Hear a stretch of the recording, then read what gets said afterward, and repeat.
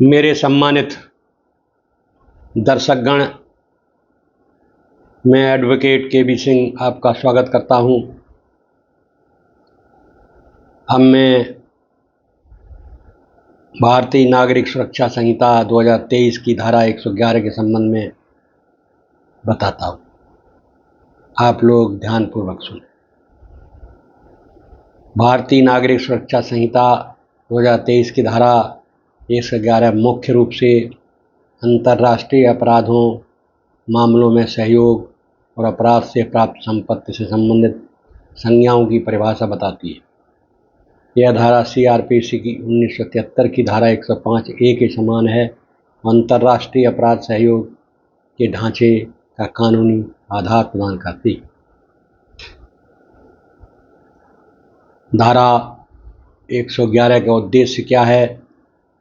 BNSS की धारा 111 का प्रमुख उद्देश्य यह सुनिश्चित करना है कि भारत और अन्य देशों के बीच जब किसी अपराध से संबंधित संपत्ति या सबूत का पता लगाने, उसे जब्त करने, पुनर्प्राप्त करने की आवश्यकता होती है तो उसके लिए समान कानूनी परिभाषाएं और प्रक्रियाएं मौजूद हैं।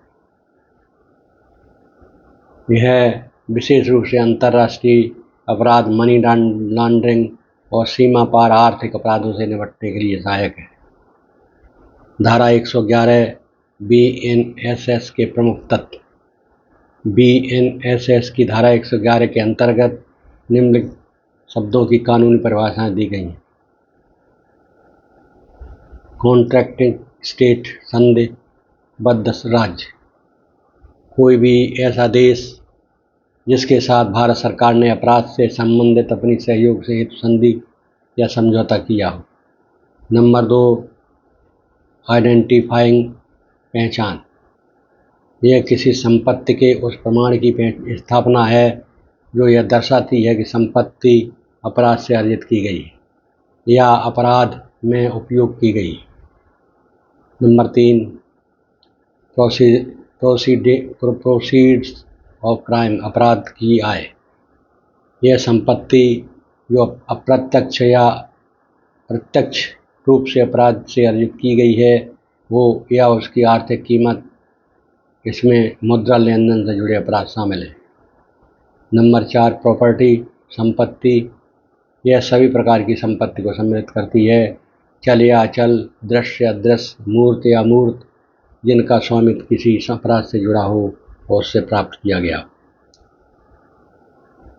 नंबर 5, ट्रेसिंग, यह प्रक्रिया उस संपत्ति की प्रकृति, स्रोत, स्वामित्व या स्थान का निर्धारण करने की होती है जो अपराध से संबंधित हो या अपराध से प्रयुक्त की गई हो। धारा 111 का कानूनी महत्व। यह धारा अंतर्राष्ट्रीय आपराधिक न्याय सहयोग का हिस्सा है। भारत को दूसरे देशों के साथ मनी लॉन्ड्रिंग, आतंकवाद फंडिंग या आर्थिक अपराधों से संबंधित मामलों में कानूनी सहायता के लिए सक्षम बनाती है। इसे भविष्य में अंतर्राष्ट्रीय अपराधियों की संपत्ति की पहचान और जब्ती के लिए कानूनी साधन के रूप में प्रयोग किया जाएगा। निष्कर्ष ये है, BNSS की धारा 111 एक परिभाषिक या परिभाषात्मक धारा है जो अपराध से प्राप्त संपत्ति व अंतर्राष्ट्रीय सहयोग के कानूनी ढांचे को स्पष्ट करती है। इसके प्रमुख तत्व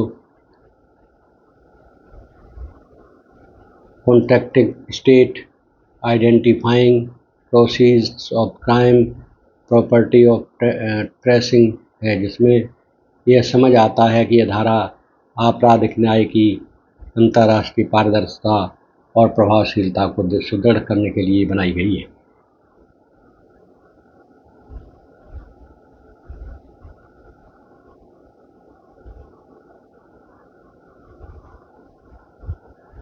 इस धारा में एक चीज़ अक्सर पूछी जाती है कि ये अंतर्राष्ट्रीय अपराध होते हैं, मनी लॉन्ड्रिंग आदि के, तो इसमें जमानत किस स्थिति में मिल सकती है, कब नहीं मिलती? यह CRPC, क्रिमिनल प्रोसीजर कोड और BNSS जैसे प्रासंगिक कानूनों के निर्धारित मानदंडों पर निर्भर करता है। नीचे स्पष्ट बिंदु दिए जा रहे हैं ताकि निर्णय लेने में मदद मिले। जमानत मिलने के सामान्य आधार ये मानदंड आमतौर पर भारतीय कानून में मान्य है। अपराध की प्रकृति, सजा का अनुमान, अगर अपराध गैर ज्वलंत या हल्का माना जाता है तो जमानत की संभावना अधिक होती है। गंभीर मामलों में जैसे हत्या, डकैती, संविदा धोखा आदि संस्थागत मामलों से जमानत स्वीकृत होने की संभावना घटती है। चालू आरोपों के आधार पर न्यायालय के मूल्यांकन अदालत प्रासंगिक साक्ष्यों, अभियोजन के पर्याप्त प्रमाण के बीच और आवेदन की व्यवहार संयमता का मूल्यांकन करते हैं। उड़ान जोखिम, फ्लाइट रिस्क और जेल से भागने की संभाव्यता, यदि आरोपी न्यायालय में उपस्थित नहीं रहने का जोखिम दिखाता है तो जमानत खारिज या मुश्किल हो सकती है। न्यायिक समय रेखा और मुकदमे की स्थिति, चार्जशीट दाखिल होने के बाद, ट्रायल शुरू होने से पहले या कई महीनों तक न्यायालय में देरी होने पर राहत संभव हो सकती है। चिकित्सा, आतिथ्य या अन्य मानवीय आधार, गंभीर बीमारी या अनिवार्य चिकित्सा जरूरतों के कारण जमानत स्वीकार हो सकती है। अगर कोई व्यक्ति बीमार है और इस स्थिति उसकी मरणासन्न है तो इस कानून में जमानत भी हो सकती है। सही अभियुक्त के निर्णय, कभी कभी एक व्यक्ति जमानत पा ले तो अन्य को भी समान आधार पर राहत मिल सकती है, पर न्यायालय के विवेक पर निर्भर है। सब जमानत राशि का संतुलन, अग्रिम जमानत या अत्यावश्यक सुरक्षा बंद के साथ कभी कभी राहत मिल सकती है। ट्रायल के स्वतंत्र और निष्पक्ष आकलन के सिद्धांत, अदालतें यह भी देखती हैं कि अभियोजन पक्ष के पास पर्याप्त साक्ष्य है या नहीं, आरोपों की मेरिट संदेहहीन है, तब भी जमानत मिल सकती है। किन परिस्थितियों में जमानत अस्वीकृत या रोकी जा सकती है? गंभीर अपराधों के मामले जिसमें आयोधी हिंसा, आतंकी, मनी लॉन्ड्रिंग, बड़े स्तर का फौजी नुकसान आदि शामिल हो।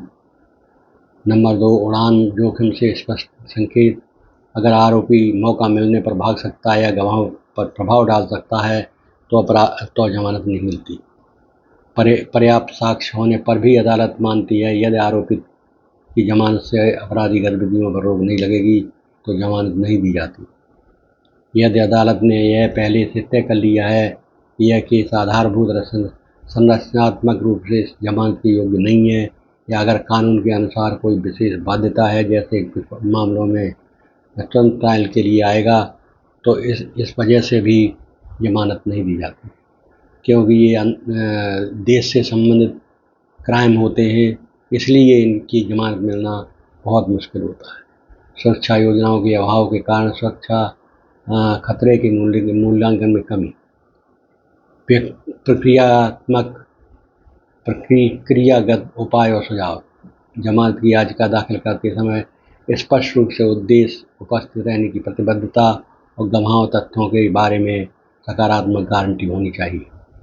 अग्रिम जमानत के और ट्रायल के दौरान की जमानत के विकल्पों पर विचार करें ताकि स्थिति के अनुसार बेहतर उपाय अपनाया जा सके।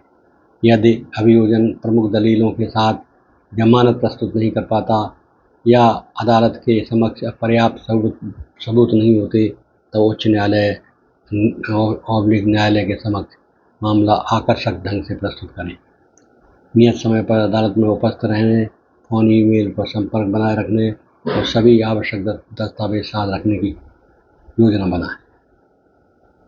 इस प्रकार हमने देखा कि ये जो अपराध धारा 111 में है वो अंतर्राष्ट्रीय अपराध है।